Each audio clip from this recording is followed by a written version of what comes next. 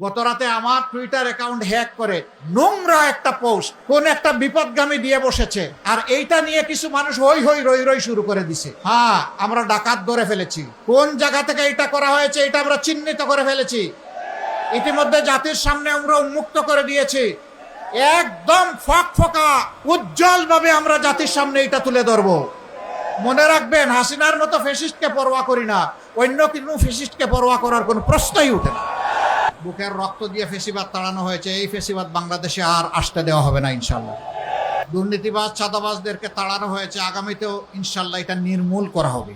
ওদের হাতে আর দেশ যাবে না ইনশাল্লাহ। সারা বাংলাদেশে এখন জোয়ার শুরু হয়েছে, সেই জোয়ারে একদল লোকভীত সন্ত্রস্ত হয়ে এখন কি করবে এটা খুঁজে পাচ্ছে না। আজকে মিথ্যাচার, মিথ্যা প্রপাগান্ডা, এখানে হামলা ওখানে হামলা, এবং আমার একজন সহকর্মীকে শেরপুরে 4 দিন আগে খুন করা হয়েছে, আপনারা জানেন। আমি আজকে সেখানে গিয়েছিলাম, তার কচি বাচ্চাকে যখন তুলে নিয়েছি আমার বুকে মুখে কোনো ভাষা ছিল। এরা কত বেপরোয়া, একটা ক্ষমতার জন্য পাগল হয়ে গেছে। পাগল হয়ে লাভ নাই। মাঘ মাস, মাথা ঠান্ডা রাখো, চৈত মাস আসতেছে, তখন গরম করিও। আসসালামু আলাইকুম ওয়া রাহমাতুল্লাহ। প্রিয় কাফরুলবাসী, আপনারা কেমন আছেন? আলহামদুলিল্লাহ, ওয়াসসালাতু ওয়াসসালামু আলা রাসূলিহিল কারীম ওয়া আলা আলিহি ওয়া সাহবিহি ওয়া আহলি বাইতি আজমাইন। আজকের এই নির্বাচনে পথসভার সম্মানিত সভাপতি, সভামঞ্চে বসা 11 দলীয় নির্বাচনী পক্ষের সম্মানিত নেতৃবৃন্দ, শহীদ পরিবারের সদস্যবৃন্দ, জুলাই যোদ্ধাবৃন্দ, আমার প্রাণপ্রিয় কাফরুল এবং মিরপুরবাসী ভাই এবং বোনেরা, মিডিয়ার বন্ধুগণ, আজান হয়ে যাবে, নামাজ হবে। আপনাদের সাথে ইনশাল্লাহ এটাই শেষ দেখা নয়, দেখা হচ্ছে, দেখা আরো হবে ইনশাল্লাহ। আমরা একটা প্রত্যাশার বাংলাদেশ গড়তে চাই। কার প্রত্যাশা? এই শিশুদের প্রত্যাশা। এরা বড় হবে, মানুষ হবে, দেশের মুখ উজ্জ্বল করবে, দেশ গড়ার কারিগর হবে ইনশাল্লাহ। আমরা কার প্রত্যাশার বাংলাদেশ গড়তে চাই? আমার মায়ের প্রত্যাশার বাংলাদেশ গড়তে চাই। আমার যে মা চান, তিনি, তার সন্তান এবং তার নাতিপুতি সবাই এই বাংলাদেশে নিরাপত্তার সাথে বসবাস করবেন, সেই মায়ের প্রত্যাশার বাংলাদেশটা গড়তে চাই। আর কোনো মায়ের ইজ্জত নিয়ে কেউ টান দেওয়ার কোনো দুঃসাহস দেখাবে না, ওই বাংলাদেশটাই গড়তে চাই। আমার মায়েরা ঘরে, চলাচলে, কর্মস্থলে, শিক্ষা প্রতিষ্ঠানে, সব জায়গায় পূর্ণ নিরাপত্তা এবং ইজ্জত নিয়ে থাকবেন, সেই বাংলাদেশ গড়তে চাই। ওই বাংলাদেশটা গড়তে চাই যেই বাংলাদেশে চাঁদাবাজরা আর কাউকে বিরক্ত করার দুঃসাহস দেখাবে না। ওই বাংলাদেশটা গড়তে চাই জায়গায় জায়গায় যারা ওই স্ট্যান্ড এই স্ট্যান্ড দখল করার মতো দুঃসাহস দেখাবে না। ওই বাংলাদেশটাই গড়তে চাই যেখানে দুর্নীতি সমস্ত সমাজকে সমুদ্রের তলে ডুবিয়ে দেবে না।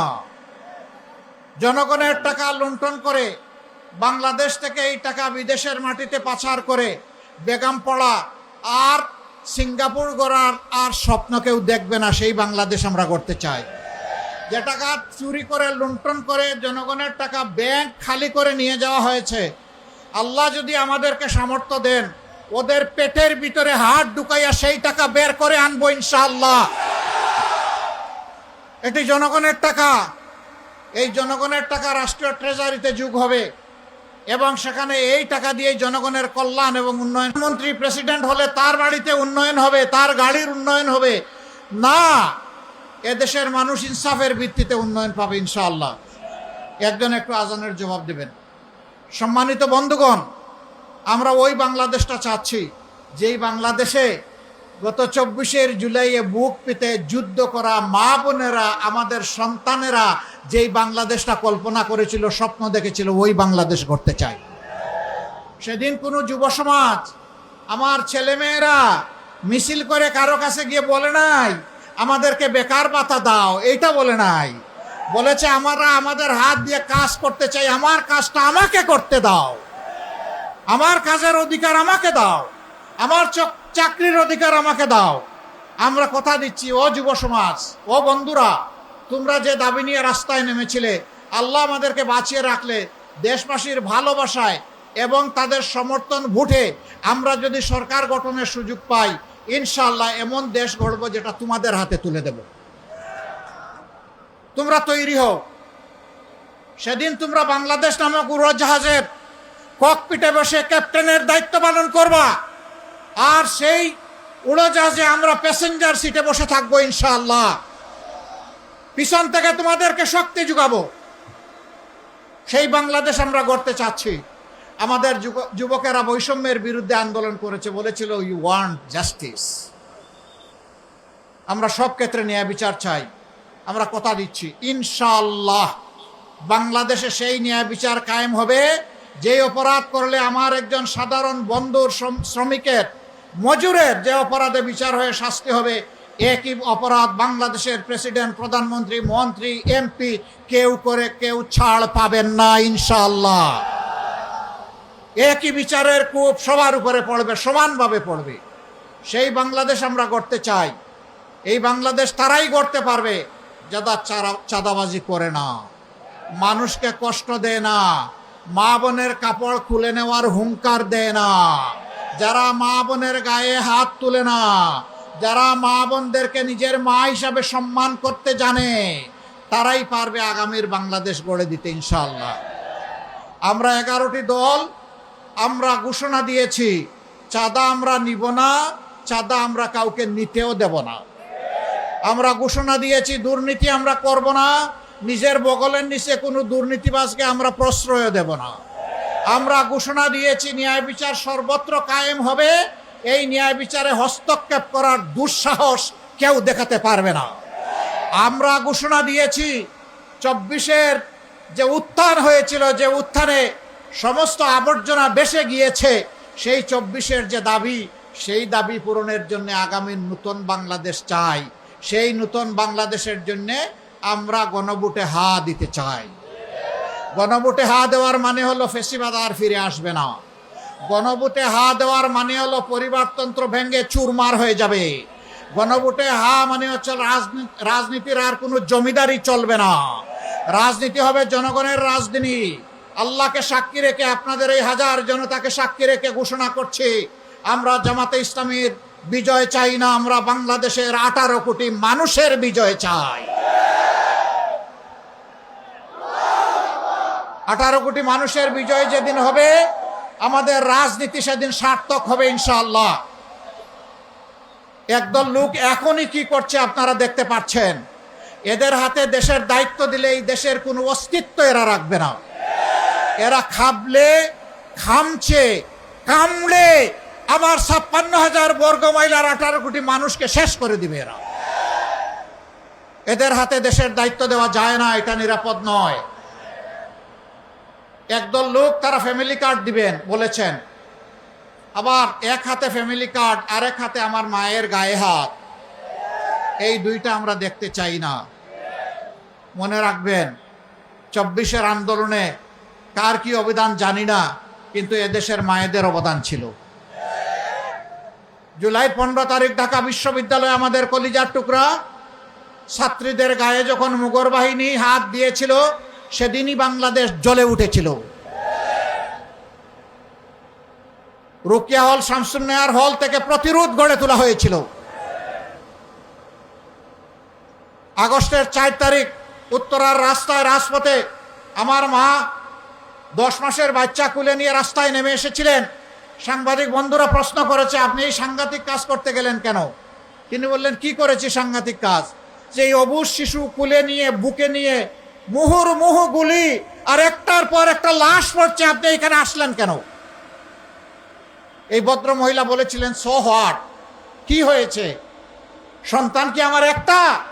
আজকে সারা বাংলাদেশের রাজপথে কোটি কোটি যুবক যুবতী, তরুণ তরুণী যারা নেমেছে, শিশুরা যারা নেমেছে, এই সবগুলো আমার সন্তান। আমি সেই সন্তানদেরকে সাহস যোগাতে এসেছি যে তোমরা বীর মায়ের সন্তান, সামনে এগিয়ে যাও, হয় শাহাদত না হয় ফেসিবাদের পতন, মাঝখানে কিছু নাই। এই মাদেরকে ভুলে গেছেন? এই মাদেরকে ভুললে চলবে না। আমরা আমাদের জীবনের চাইতে মাদের ইজ্জতের মূল্য বেশি বুঝি। যারা এই কাজ করেন তাদেরকে বিনয়ের সাথে কোর্ট জুড়ে অনুরোধ করবো, এই অপকর্ম থেকে সরে আসেন। মাদেরকে সম্মান দিন। যদি আপনার মাকে আপনি সম্মান দিতে পারেন, বাংলাদেশের 9 কোটি মাকে আপনি সম্মান দিতে পারবেন। আর যারা নিজের মাকে সম্মান দিতে পারে না তারা দুর্ভাগা, তারা অন্য কোনো নারীকে সম্মান করতে পারবে না। আমরা সাবধান করে দিচ্ছি, সব সহ্য করব, মায়ের ইজ্জতে টান দিবেন এটা বরদাস্ত করব না। এখানে কোনো ছাড় নাই। আমি এই কথাগুলা কয়েকদিন ধরে অপকর্মের প্রতিবাদ করছি। গত রাতে আমার টুইটার অ্যাকাউন্ট হ্যাক করে নোংরা একটা পোস্ট কোন একটা বিপদগামী দিয়ে বসেছে, আর এইটা নিয়ে কিছু মানুষ হই হই রই রই শুরু করে দিছে। হ্যাঁ, আমরা ডাকাত ধরে ফেলেছি।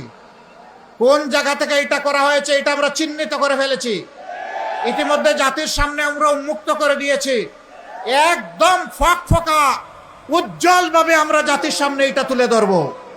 মনে রাখবেন, হাসিনার মতো ফ্যাসিস্টকে পরোয়া করি না, অন্য কোনো ফ্যাসিস্টকে পরোয়া করার কোনো প্রশ্নই উঠে না। আমরা ন্যায়ের পথে লড়াই করে যাব। 12 তারিখ সেই পরিবর্তনের দিন। 4টা মিনিট আপনারা অপেক্ষা করেন, আজানটা শেষ হোক, আমার বাকি 3টা কথা বলে শেষ করব আমি। সময় লাগবে 4 মিনিট ইনশাআল্লাহ। প্রিয় এলাকাবাসী, আজান হয়ে গেছে, আমরা ইনশাআল্লাহ নামাজে যাব। আমরা আপনাদেরকে কথা দিচ্ছি, বুকের রক্ত দিয়ে ফেসিবাদ তাড়ানো হয়েছে, এই ফেসিবাদ বাংলাদেশে আর আসতে দেওয়া হবে না ইনশাআল্লাহ। দুর্নীতিবাজ চাঁদাবাজদেরকে তাড়ানো হয়েছে, আগামীতেও ইনশাআল্লাহ এটা নির্মূল করা হবে, আমরা আসতে দেব না। এই জন্য আগামী 12 তারিখ যারা বাংলাদেশ, নতুন বাংলাদেশ দেখতে চান, অতীতের পচা যে রাজনীতি ফেসিবাদের আজাদি না মানে গুলামি, আজাদি না গুলামি, আজাদি না গুলামি। দ্বিতীয় ভোট, ওই পচা ব্যবস্থার পক্ষে এখনো যারা সন্ত্রাস করে, চাঁদাবাজি করে, ওদের হাতে আর দেশ যাবে না ইনশাল্লাহ। সারা বাংলাদেশে এখন জোয়ার শুরু হয়েছে, সেই জোয়ারে একদল লোকবিত সন্ত্রস্ত হয়ে এখন কি করবে এটা খুঁজে পাচ্ছে না। আজকে মিথ্যাচার, মিথ্যা প্রপাগান্ডা, এখানে হামলা ওখানে হামলা, এবং আমার একজন সহকর্মীকে শেরপুরে 4 দিন আগে খুন করা হয়েছে, আপনারা জানেন। আমি আজকে সেখানে গিয়েছিলাম, তার কচি বাচ্চাকে যখন তুলে নিয়েছি, আমার বুকে মুখে কোনো ভাষা ছিল। এরা কত বেপরোয়া, একটা ক্ষমতার জন্য পাগল হয়ে গেছে। পাগল হয়ে লাভ নাই। মাঘ মাস, মাথা ঠান্ডা রাখো, চৈত মাস আসতেছে, তখন গরম করবে। এই মাঘ মাসে মাথা গরম করে লাভ নেই তো। এখনই যদি তোমাদের মাথা গরম হয়ে যায়, চৈত্র মাসে কি করবা তোমরা? ইনশাআল্লাহ জনগণ ইনসাফের পক্ষে দাঁড়িয়ে গেছে। আপনারা ইনসাফের পক্ষে আছেন? আছেন, শক্তভাবে আছেন? আল্লাহ আমাদের সঙ্গে আছেন। ইনশাআল্লাহ জয় আমাদেরই হবে, জয় জনতার হবে, জয় 18 কোটি মানুষের জয় হবে ইনশাআল্লাহ। সেই 12 তারিখের বুথকে পাহারা দিয়ে বুথে পৌঁছাতে হবে, ব্যালট বাক্সে পৌঁছাতে হবে, তারপরে হিসাব গুনে বাড়িতে ফিরতে হবে ইনশাআল্লাহ। রেজাল্ট হাতে না নিয়ে ফিরবেন না। কোনো বুথ ডাকাতকে আর ডাকাতি করতে দেবেন না, জালিয়াতকে জালিয়াতি করতে দিবেন না, ইঞ্জিনিয়ারকে ইঞ্জিনিয়ারিং করতে দিবেন না, মেনুবারিং যারা করেছে তাদেরকে মেনুবারিং করতে দিবেন না ইনশাআল্লাহ। যুবকরা সজাগ আছো? শিওর? সবাক? ইনশাআল্লাহ আমরা রুখে দেব সমস্ত অপকর্ম ইনশাআল্লাহ। সবাইকে মোবারকবাদ, গভীর কৃতজ্ঞতা। আরও দেখা হবে।